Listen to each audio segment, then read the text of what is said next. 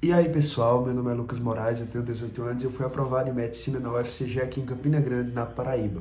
Hoje eu vim trazer aqui mais um vídeo para o canal e eu queria trazer hoje um novo tema que faz muito tempo que eu trouxe. O último vídeo acho que faz mais de 1 ou 2 meses, que é sobre redação. Eu gravei muita coisa sobre resolução de questões, sobre matemática, sobre natureza, enfim, sobre praticamente tudo. Mas redação, eu acho que eu só tenho um vídeo aqui no canal, que é sobre como tirar mais de 900 na redação, contando a minha experiência.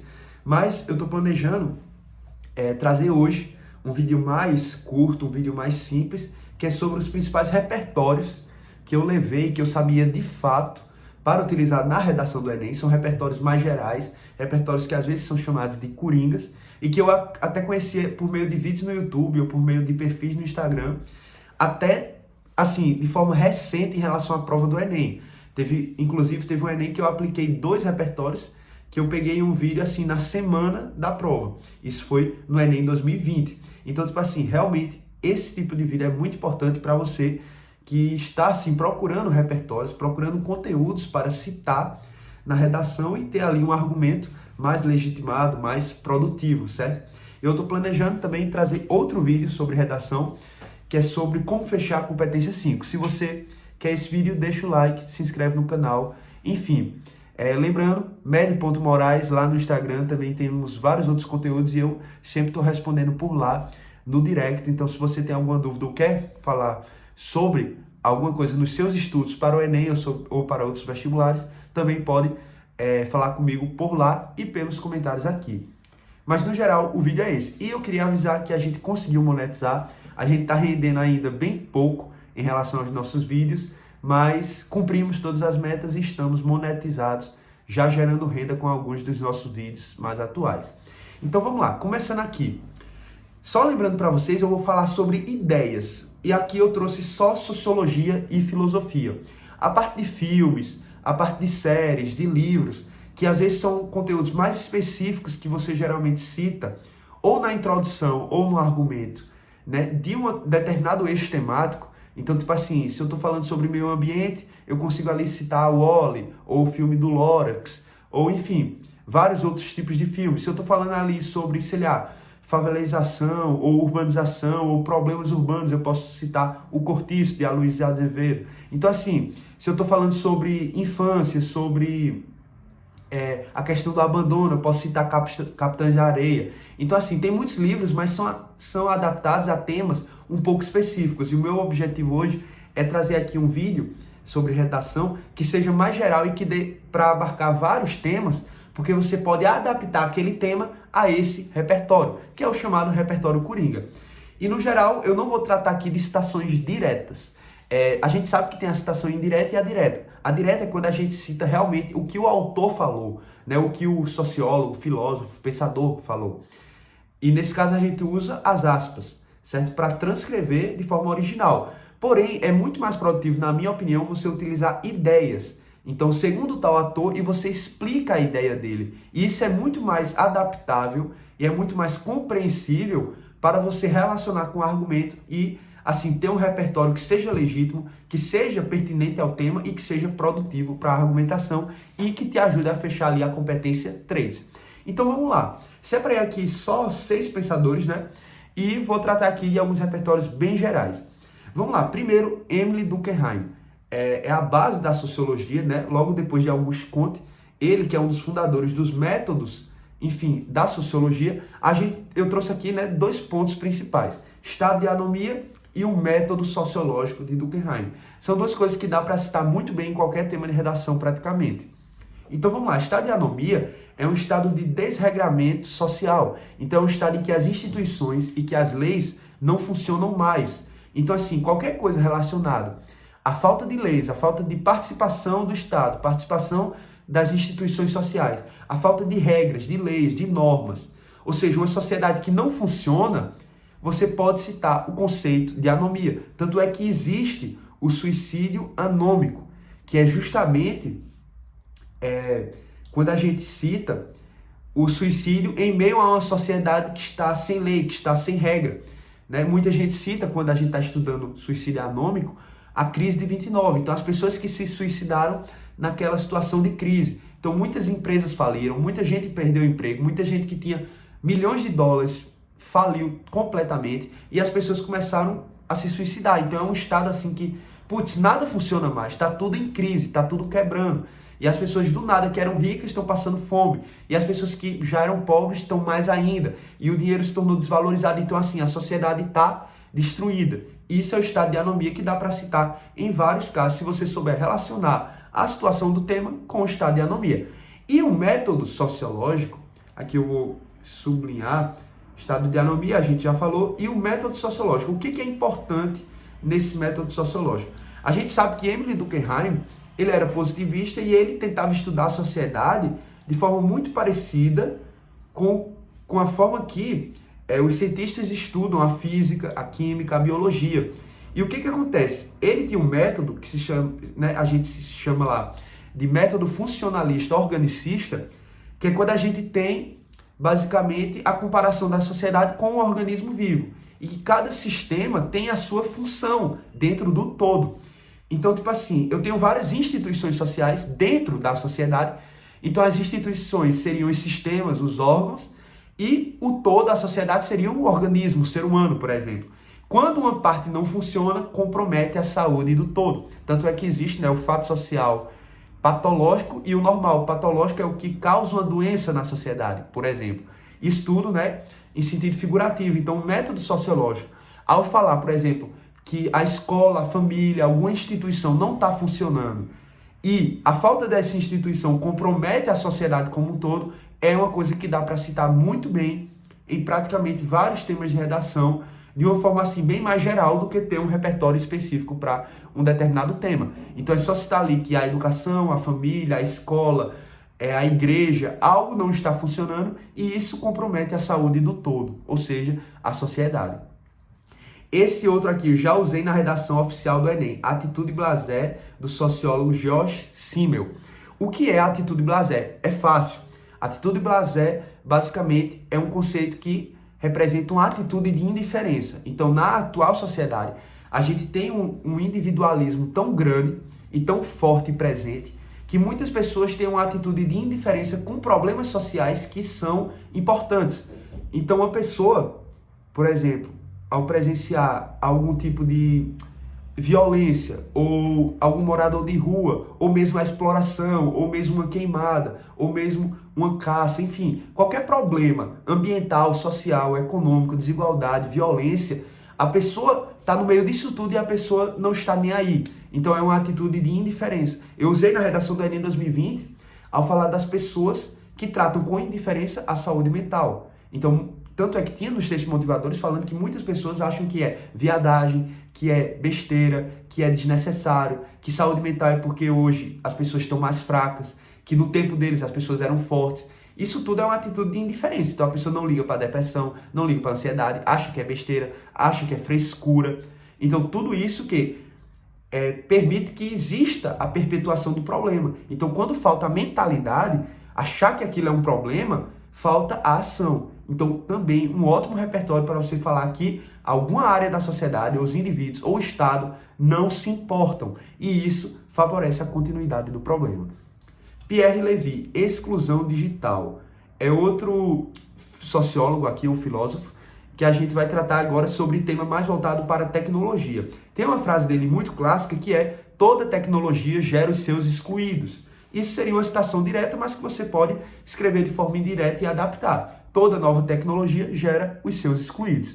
Mas uma coisa importante de Pierre Levy é a questão de que, tipo assim, você pode utilizar ele para introduzir temas acerca da tecnologia, acerca da exclusão digital.